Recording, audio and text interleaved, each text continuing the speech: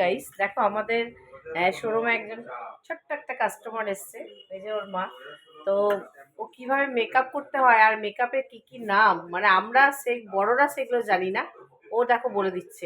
একটু শুনে নাও ও কিভাবে মেকআপ করে। বলো কিভাবে মেকআপ করতে হয়। ক্রিম মাখতে হয়, তারপরে প্রাইমার, তারপরে ফাউন্ডেশন, তারপরে জোরে বলো বলো। ফাউন্ডেশন, তারপরে কনসিলার, তারপরে আইশ্যাডো, তারপরে আইলাইনার, তারপরে কাজল, তারপরে মাস্কারা, তারপরে লিপস্টিক, তারপরে ব্লাশার, তারপরে হাইলাইটার, সেটিং স্প্রে।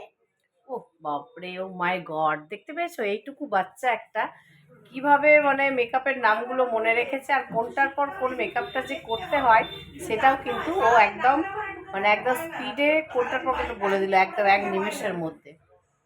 তো তোমার নামটা বলে দাও। আমার নাম ইসানি কর। ঈশানী কর। ও ক্লাস কিসে পড়ো? ক্লাস 1। ক্লাস ওয়ানে পড়ে। চিন্তা করো, হ্যাঁ ওইটুকু একটা বাচ্চা মানে কোনটার পর কোনটা কি মেকআপ করতে হয় আমরা কিন্তু জানি না, ও কিন্তু সব বলে দিল। তো চলো ঠিক আছে, স্মার্ট বেবি, বাই।